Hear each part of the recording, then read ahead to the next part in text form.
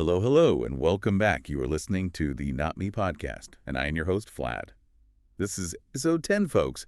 We have officially hit double digits. We made it. We did. And for this milestone, we aren't just dipping our toes in the water. We are diving straight into the deep end. As we should. Today, we are tackling something that it really feels a little bit like science fiction, but it's actually happening right now in the labs at MIT. It is great to be here, Vlad. And a huge congratulations on episode 10. That is a real milestone in this space. It really is. Thank you. Now, let me set the scene for everyone listening, because today's topic is a bit of a mind bender. It's a fun one. Imagine I asked you to walk into the Library of Congress. I want you to memorize every single book on the shelves, millions of pages, every footnote, every index. Okay, an impossible task, but I'm with you. Then, after you've done this impossible task, I want you to walk outside, stand on the steps, and I'm going to ask you one specific complex question about a footnote in a biology textbook on the third floor. It sounds impossible. Even for a genius, the cognitive load is just too high. You can't hold that much information in active working memory. Exactly. But that is basically how we treat artificial intelligence today, isn't it? It really is. We try to shove the entire library, the context, the legal documents, the massive code bases into the model's brain all at once. We call it the context window. And we just cross our fingers and hope it remembers everything. Right. It's the cramming method of learning. Just force feed it everything and pray it sticks. And as we are seeing in the industry, that approach has some serious cracking points. It's hitting a wall, isn't it? A very, very hard wall. But today, we are discussing a paper that says, stop cramming. What if, instead of memorizing the library, we just gave the AI a library card? Now that's a good way to put it. What if it could walk around, open a book, read a page, put it back, and, write down some notes? That is the perfect analogy for what we're digging into. We are looking at a fascinating paper titled Recursive Language Models by Alex Zhang, Tim Kraska, and Omar Khattab from MIT CSAIL. Recursive Language Models. I have to admit, when I first saw the title, it sounded a bit intimidating. It does have that academic ring to it. Like something that requires a PhD just to pronounce. But after reading this, I realized it's actually a blueprint for giving AI infinite memory, or at least the functional illusion of it. It is a fundamental shift in architecture. We're talking about breaking the biggest limit in large language models right now, which is that context window bottleneck. And the mission of this deep dive is pretty clear. We want to understand how treating a prompt like an environment rather than input changes the game. That's the core distinction right there. We're going to look at how AI can actually write code to manage its own memory, which is wild. And we're going to reveal how this new method beats the heavy hitters like GPT-5 and Qwen 3 on massive tasks while costing less. And honestly, the cost factor is just as important as the performance factor, as we will definitely see. It's a huge piece of the puzzle. So before we get into the how involves some really cool, almost sci-fi mechanics, let's talk about the problem. Let's set the stage. Because I see headlines all the time saying, Google releases 1 million token window, or Gemini handles 2 million tokens. To the average user, it looks like the memory problem is already solved. Right. The numbers keep getting bigger. It feels like progress. If I can upload the book, the AI knows the book, right? Simple as that. You would think so looking at the marketing, but the reality is so much more nuanced. We have these massive numbers, 128K, 1 million, 2 million tokens. A token is roughly 3/4 of a word, for anyone wondering. So 1 million tokens is a very, very big book. A huge book. But physically fitting the text into the model is not the same as the model actually understanding it or paying attention to it. It's the difference between eating a giant meal and actually digesting it. Precisely. There's a phenomenon cited in this research, specifically referencing work by Hong et al., called context rot. Context rot. That sounds nasty. It sounds like data decaying in the brain. It effectively is. The research shows that even if a model can technically accept 1 million tokens, its intelligence drops as that context fills up.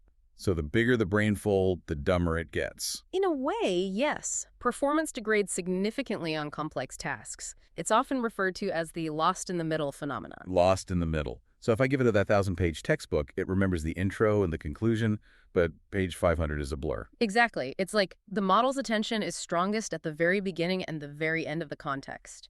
Everything in the middle gets fuzzy. So by the time you get to page 800, you've completely forgotten the nuance of the argument on page 12. Yes, the attention mechanism, the part of the AI that decides what is important, it gets diluted. There's just too much to focus on. It starts to hallucinate, or it loses track of constraints you set at the beginning. So the model gets overwhelmed. It's just too much noise for it to handle effectively. It's cognitive overload, but for a machine. And there's another factor here, which is cost. The cramming method, as you called it, is incredibly inefficient. Right, the financial side of it. Think about the mechanics of a transformer model. Every time you ask a question, the model has to perform a massive calculation across every single token in the context. Every single one. Every single one. So if you have a massive manual and you just want to find one specific instruction, feeding the entire manual into the neural network for every single query is wildly expensive. Let's make that concrete. If I ask, where's the power button, I have to pay to process the whole manual. If I then ask, how do I change the battery, I have to pay to process the whole manual again. Correct, because the model is stateless in that sense. Each query reprocesses the entire context from scratch. It's like reading the entire phone book cover to cover just to find John Smith. And then reading it cover to cover again to find Jane Doe. Exactly. It's computationally brutal. That is painfully inefficient. I mean, it's almost absurd when you lay it out like that. And that is exactly where the recursive language model, or RLM, comes in. It completely flips the script on how the model interacts with data. Okay, let's unpack this solution, because usually the prompt, the text I type in or the file I upload, it goes into the neural network, it becomes part of the input layer. How does the RLM do it differently? The RLM treats the prompt not as input to be processed immediately, but as part of an external environment. An external environment. Hold on. So the text is sitting outside the brain. It's not loaded into memory. Yes. Think of it like this. In the RLM setup, the prompt is loaded as a variable, let's call it variable P, inside a Python coding environment, a REPL. Part EPL. Okay, so that's a read-evil print loop. Basically a place where you can run code live, like a command line for a programming language. Correct. So the neural network, the model itself, it just sits there, and it has this environment. It knows there is a variable P that contains a massive amount of text. But the text isn't in the model's active memory yet. So it's aware of the library, but it hasn't started reading. Exactly. The model has to write Python code to go look at it. So it has to consciously decide to look. It writes a command like print 100 to read the first 10 characters. Precisely. It peeks, it takes a little look. It draws inspiration from something in computer science called out-of-core algorithms. Okay, what's that? These are used when you have a data set that is way too big to fit in your computer's RAM-like processing terabytes of weather data on a laptop. Right. You can't load a terabyte of data into 16 gigs of RAM. Your computer would just die. It would crash instantly. So you don't crash the computer. You write a program that fetches the little chunk you need from the hard drive, processes it, and then puts it back. You only ever hold a small piece in memory at one time. I love the visual in the paper for this figure 2. It shows the RLM sitting outside looking at the data through a window rather than swallowing the data whole. It's a completely different posture. It is. It's the model as an agent, not just a processor. But the recursive part implies it's doing something more than just reading chunk by chunk. Yeah, that's what I was wondering. Where does the recursion come in? This is where it gets really interesting. The AI has a tool, a function, usually called LOM query. It can write code to split the data into chunks and then call itself, or a smaller version of itself, to process just that one chunk. Wait, unpack that. So it's AI inception. That's a great way to think about it, yeah. It's calling a mini-me to go read chapter 1, while the main AI, Big Vlad, manages the overall project. That is a perfect way to describe it. It decomposes the problem programmatically. It might look at the data, and its internal monologue, so to speak, would be, okay, this text is 5,000 lines long. That's too big to read all at once. My context window can't handle it. So I'm going to write a loop. For every 100 lines, I'll send just those 100 lines to a subcall of myself and ask a simple question. Is there a mention of a festival here? So it essentially acts as a project manager. It's not doing the grunt work. It's assigning the grunt work to these recursive calls. Yes. And because it's doing this via code, which it writes itself, it can manage contexts that are technically infinite. The only limit is the storage space of the computer holding the variable, not the neural network's attention span. That sounds incredibly powerful, but also really complicated. You know, complicated things tend to break. Does it actually work in practice? That's the billion-dollar question, isn't it? Because in theory, I can organize a library, But in practice, I lose my keys every morning. That is the big question. And the authors didn't just test if it works, they tested it against the heavy hitters. They pitted this RLM approach against models like GPT-5 and Qwen3 Coder. The best of the best. And they didn't just test on length, they were very clever to test on complexity. Explain that distinction. Why does complexity matter more than just, the sheer number of pages? Well, imagine a task called needle in a haystack. I give you a massive book, millions of words, and say, find the secret password aardvark. Okay, I could do that with a simple text search. Control F. Exactly. And that's actually pretty easy for modern AI, even with context rot. It just needs to scan until it sees the password. It's a simple retrieval task. It doesn't need to understand anything. Right. It's like searching for a typo. You don't need to understand the plot of the novel to find a misspelled word. But what if the task is, read this book and tell me how the protagonist's relationship with his father, which is described in Chapter 2, influences his decision to leave town in Chapter 10, considering the political climate we learn about in Chapter 5. Okay, that requires connecting dots across the whole book. That's reasoning. That's real memory and comprehension. Exactly. That is complexity, and that is where standard models fall apart due to context rot. They forget Chapter 2 by the time they get to Chapter 10. So what kinds of complex tasks did they use in the paper? They used a few benchmarks to really prove this. One was called SNIH, which is that simple needle in a haystack. The RLM handled it easily, of course. No surprise there. Table stakes. But then they used something called BrowseComp Plus. This is a deep research task. It involves multi-hop questions across 1,000 different documents. 1,000 documents. So you have to find a clue in document 7, connect it to something in document 852, and use that to understand a third thing in document 214. Precisely. It requires piecing together information from multiple sources, some of which are just there to distract the model. But then they brought out the big guns. Let's talk about Oolong. Oolong. It's a benchmark where essentially every line matters. The complexity scales linearly. If you double the text, the work you have to do doubles. It's tough. But then there was the boss level. The final exam. Oolong pairs. Oolong pairs sounds like a card game you play in hell. What makes it so hard? It has quadratic complexity. That means if you double the input, the difficulty doesn't double, it quadruples. Oh, wow. You have a long list of users and their data. The task is to find pairs of users that satisfy some complex criteria, like finding people who have complementary skills but live in different cities across 32,000 tokens or more. So you have to compare everyone to everyone else. Essentially, yes. To do that, you have to compare user 1 to user 2, user 1 to user 3, all the way to user 1,000. Then you have to start over with user 2 and compare them to everyone else. So if you have 1,000 users, that's roughly 1 million comparisons you have to keep track of. That's a lot of mental juggling. It completely crushes standard models. In the study, base GPT-5, the frontier model, the absolute state-of-the-art, it failed miserably on Oolong pairs. How badly? Its F1 score, which is a measure of accuracy, was less than 0.1%.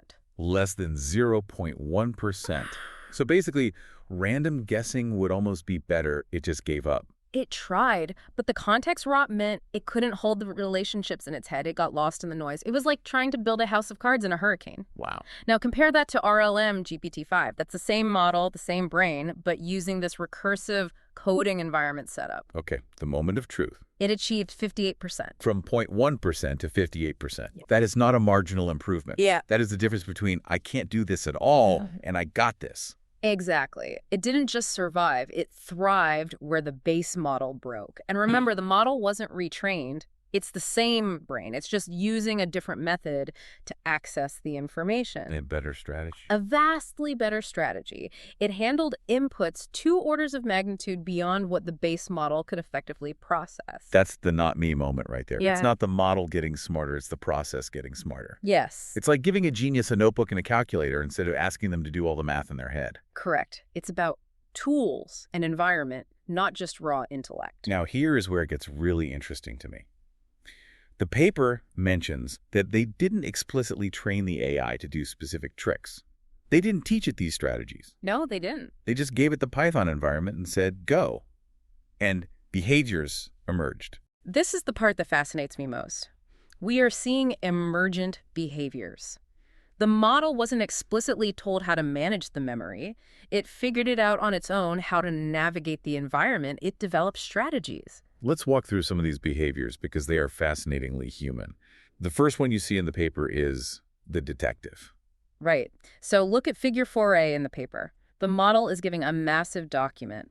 Instead of starting at line 1 and reading all the way through, the first thing it does is write code to use regex regular expressions. For those who don't code, that's like using Control F or Find on steroids. You can search for complex patterns, not just simple words. Yes, and it starts searching for keywords like festival or a place name, La Union.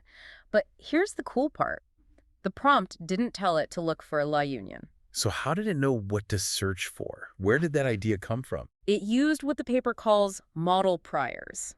The model knows about the world from its training data. It guessed, okay, the user is asking about a festival. In my vast knowledge, festivals are often associated with locations or specific types of events. It made an educated guess. So it essentially Googled its own memory to come up with promising search terms, and then use those terms to filter the massive document down to a manageable size. It's filtering the input before it burns brain power on it. It's like skimming the table of contents and the index of a book before you decide which chapter to read carefully. That is so clever. And it did that on its own. Completely on its own. Then there is the second behavior, the project manager. We saw this on that difficult oolong task. This is where it realizes the text is just too long to swallow in one go, right? Yes. The first thing it does is write a piece of code to check the length of the prompt variable p.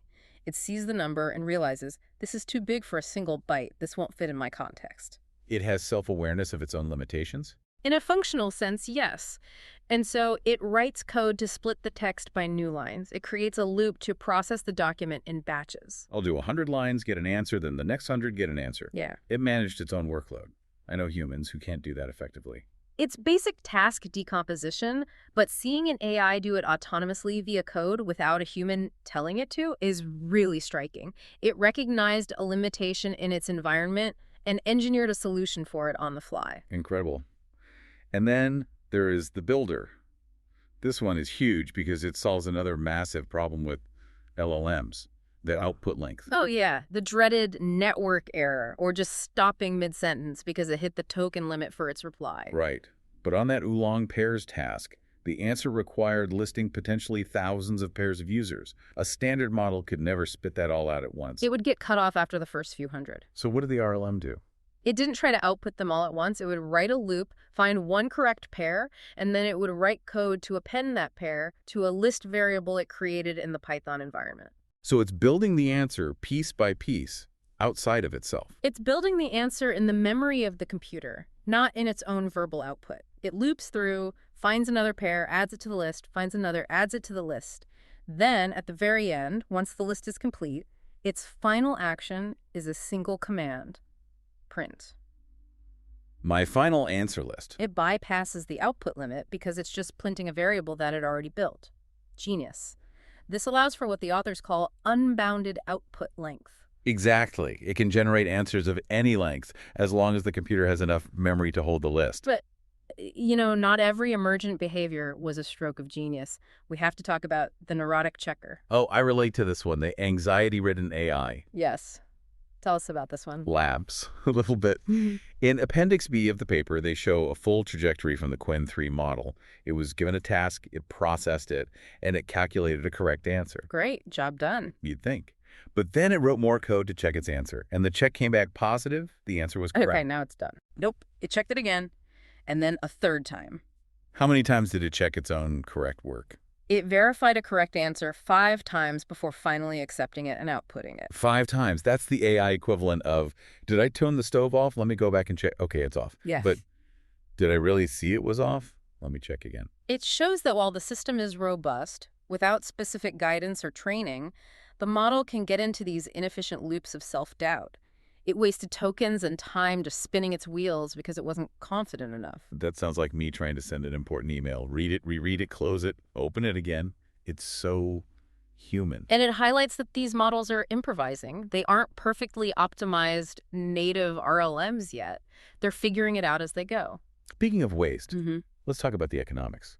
Because my intuition says, if you are calling yourself recursively, running loops, writing code, asking submodels, this has got to be expensive. That's the immediate thought, right? Yeah. More steps, more calls, more money. You're racking up the bill, right? Yeah. You're firing up the GPU over and over and over again.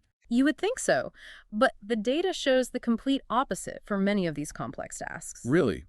How can doing more steps cost less money? That feels counterintuitive. It comes back to that selective reading we saw with the detective behavior. It's about being smart with your resources. Okay, show me the numbers. Take the browse comp task, that heavy, deep research task across 1,000 documents. That's between 6 and 11 million tokens of text. A massive amount. Right. If you use a summary agent, a standard method where you try to summarize the text as you go, you are still processing almost all of those millions of tokens. The cost for that using GPT-5 was over $1.30. Okay, $1.30.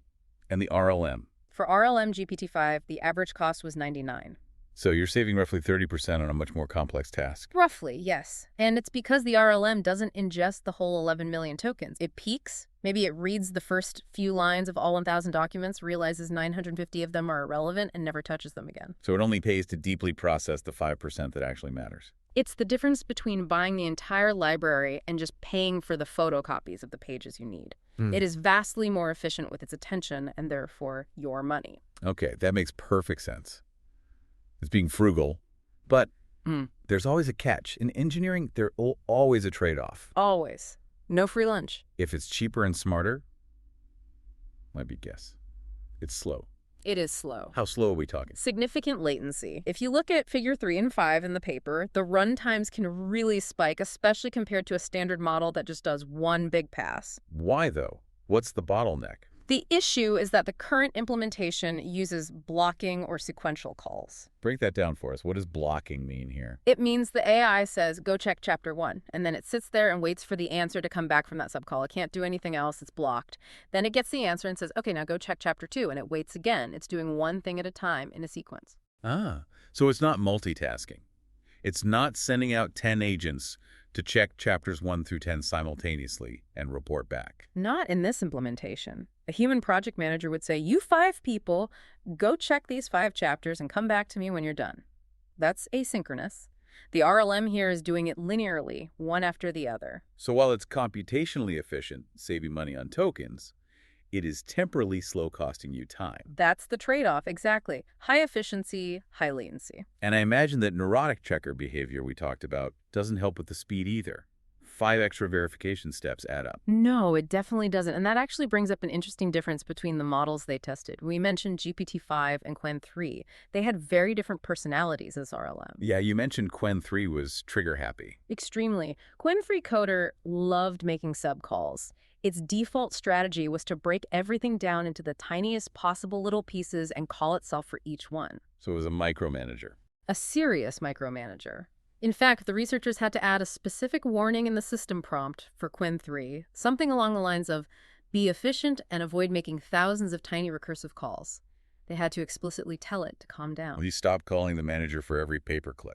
Basically. Whereas GPT-5 was much more conservative. It would try to batch things or handle bigger chunks at once. It was more likely to say, I think I can handle this whole chapter myself, rather than breaking it down line by line. It shows that even though the RLM structure is the same, the underlying model's personality or training bias heavily dictates how it uses the tools. The tool is the same, but the artist using it is different. So we've compared RLM to the base model.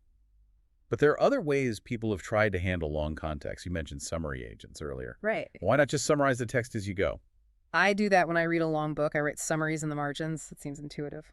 Summarization is lossy. That's the key word.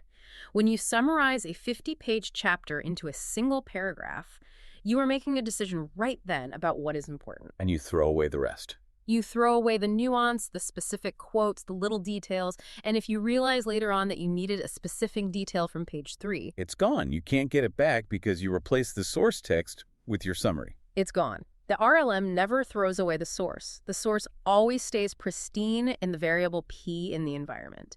The RLM can always go back and look at the raw data again if it needs to. It preserves the ground truth. That's a huge distinction. It's the difference between working off your memory of a meeting and working off the full, verbatim transcript of the meeting. Exactly. Your memory is a lossy summary. The transcript is ground truth. Then there is another method, CodeAct. This is another popular agent framework where the AI writes code. Okay, so on the surface, that sounds very similar. How is RLM different from that? It's a subtle but absolutely critical difference in architecture. Codact usually feeds the entire prompt into the model context first. Ah, so it starts with the cramming method. It starts with cramming. It allows the model to write code to solve the problem, but the starting point is still, here's all the text in your brain, now think. RLM keeps the prompt outside. The prompt is in the environment, not the input. It's that subtle shift, environment versus input, that allows for the infinite scaling. RLM never has to hold the whole thing in its head at once. It's that library card versus memorizing the library analogy again. Codact is a smart guy inside the library who has already tried to memorize all the books and now has a calculator. RLM is the guy standing at the card catalog deciding which book to even pull off the shelf. That's a great way to put it. The architectural separation is what matters. It's a paradigm shift. So what does this all mean? We have a system that is cheaper on complex tasks, much smarter on those same tasks, and potentially infinite in scale. But it's slow. Where do we go from here? What's next? The authors are very clear about the limitations and the future directions. Speed is the big one. The number one priority is to implement asynchronous calls. Parallel processing, the thing we just talked about. Right. If the RLM can spawn 50 subagents to read 50 chapters all at the same time, the speed issue largely disappears. It would be blazing fast. So it's an engineering problem to be solved, not a fundamental flaw in the concept. Correct. It's about building a better project manager that can delegate to multiple workers at once. And what about the risk of infinite loops? I can imagine an AI writing a code loop that just never ends. Well, true, print hello, or just getting stuck checking itself over and over. That is a real risk. We saw the beginning of it with that redundancy checking. The authors suggest that the long-term solution is that we need to train models specifically to be RLMs. What do you mean by that? Train them differently from the ground up. Exactly. Right now, we are taking a standard GPT-5 or Qwen-3 models trained to just predict the next word in a sentence, and we are asking them to act like a recursive language model. We are giving them a system prompt that tells them how to behave. So it's like asking a poet to act like a computer programmer. They can do it, but it's not their native language. They might do it in an inefficient or weird way. That's the perfect analogy. Imagine if we trained a model from day one with this structure. Its entire childhood would be about learning. You have an environment, you have tools, you should delegate tasks. Here's how to write efficient code to manage memory. So its native instinct would be to recurse and manage memory effectively. Yes. And if that were the case, we could see performance jump even higher, and those inefficiencies, like the neurotic checking, would likely be smoothed out during the training process. That's a fascinating concept. A model that is born to be a recursive agent, not just a text completer. It completely shifts the bottleneck. For years, we have been obsessed with hardware. We need more VRAM. We need bigger, more expensive GPUs to fit these massive contexts. And RLM says, no, you don't. Or at least that's not the most important thing. RLM says the bottleneck isn't hardware, RAM, it's software reasoning. It shifts the focus from how much information a model can hold to how smart the model is at managing information. It allows for deep research on a scale we haven't seen. You could throw the entire U.S. legal code at it and ask it to find contradictions. Or an entire company's internal documentation, or a whole field of scientific literature. It feels like we are moving away from chatbots that just chat towards something else entirely. That brings me to a thought I've been having while reading this paper. It's a bit of a leap, but Go for it. if an AI can recursively call itself, if it can manage its own memory environment, read and write variables, and execute code to control its own input and process flow. Yeah. Where are you going with this? Are we looking at the first steps of an AI operating system? Whoa! Unpack that. Think about it. A traditional operating system like Windows or Mac OS, what does it do? It manages resources like memory and CPU time. It schedules tasks. It handles input and output. This RLM isn't just a text generator anymore. It's behaving like a kernel. It manages resources, the context, it schedules tasks, the subcalls, it manages memory, the Python variables. It's behaving less like a brain in a jar and more like an OS for intelligence. That is a provocative thought. We aren't just building a better search engine or a better chatbot. We're building a new kind of computer architecture where the CPU is intelligence itself. And that architecture is self-managing. It can write its own programs to solve problems. That is a wild future to consider. Man, that is why I love doing this show. In the span of one deep dive, we went from context rot, which sounds like a zombie disease, to infinite environments and now AI operating systems. It's a big leap, but the breadcrumbs are there in the paper. We learned that letting the AI write code to read the prompt beats just feeding it the prompt. And we learned that even without special training, these models are surprisingly good at being their own project managers. Even if they are a little neurotic sometimes. Stiff laughs. Aren't we all? It makes them feel a little more relatable. Well, that is it for Not Me, episode 10. Thank you so much for listening. Keep digging, keep learning. I'm Vlad. And keep thinking critically. See you in the next deep dive.